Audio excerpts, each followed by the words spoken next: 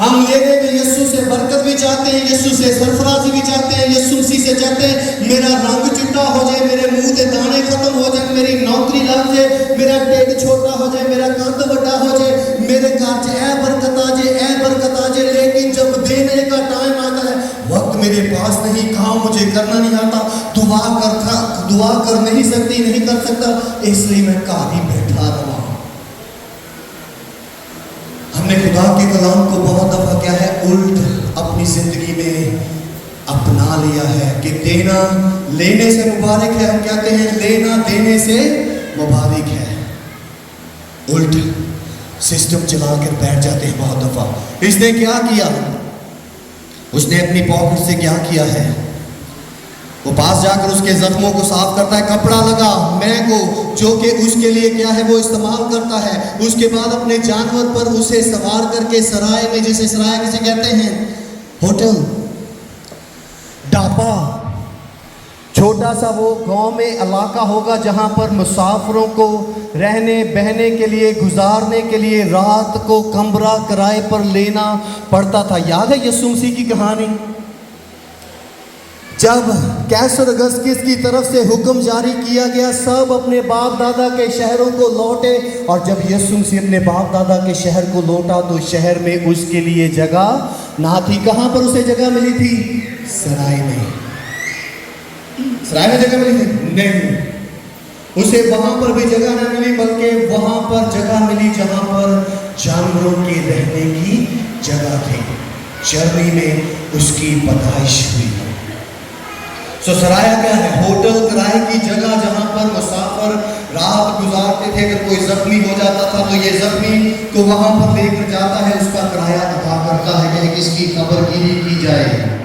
35 में आयत में लिखा है, दूसरे दिन 2 दिनार निकाल कर भटियारे को दिए और कहा इसकी खबरगिरी करना, और जो कुछ इससे ज्यादा खर्च होगा मैं फिर आकर तुझे अदा करूंगा।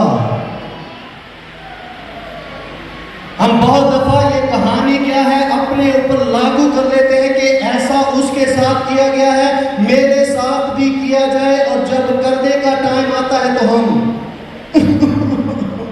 मैं काफी हूं, मैं इसके पास नहीं जाऊंगा, वो मैं लानी हूं, नहीं मैं नापाक नहीं होगा, ना जी ना, हो ही नहीं सकता, मेरे ड्रामे का टाइम हो गया, ना जी ना, ओ नहीं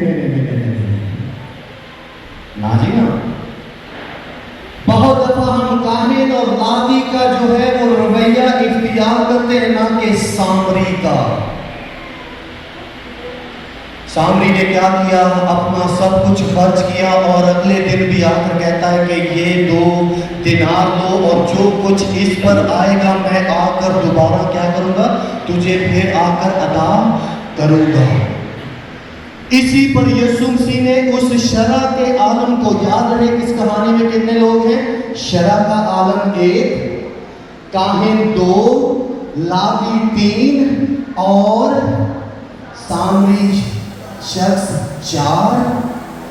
इन चारों की कहानी में यीशु मसीह जो वाकया बयान कर रहा है बड़े तफसील के साथ, मैं कहूंगा कि जो डाकुओं में गिर गया, वो कभी आपने सोचा वो कौन शख्स हो सकता है? जरा सोचने की बात है कि उस अदमुए ने जो जानवरों से गिरा हुआ है, मार कूट कर उसे फेंका हुआ है, वो उस पर जगह पर लेटा हुआ है, उसने देखा होगा मेरी मदद करो, मुझे डाकुओं ने घेर लिया है। काहिन आता है, देख कर चला जाता है, सामरी आता है, वो भी कतरा कर चला जाता है, मेरी मदद करो, मैं यहाँ पर अजनबी हूँ, मैं यरूशलेम से यरूशलेम की तरफ जा रहा हूँ, मेरी मदद करो।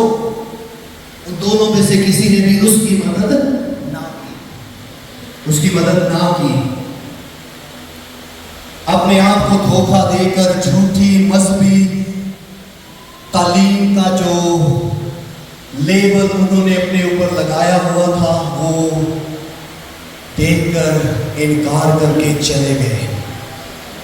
हम भी बहुत दफा मसीही होते हुए मसीही मोहब्बत, मसीही तालीम को पूरा नहीं करते, क्योंकि हम बड़े सियाने लोग हैं। हम अपना फायदा ढूंढते हैं, दूसरे का नहीं।